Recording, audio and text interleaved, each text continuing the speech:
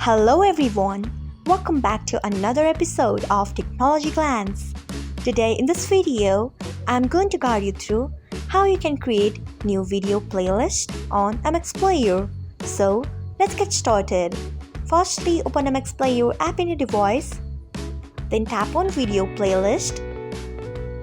Next you can see the option of Create New Playlist. Tap on it. Next tap on Enter Playlist Name. Then give name of your choice. Next tap on Create.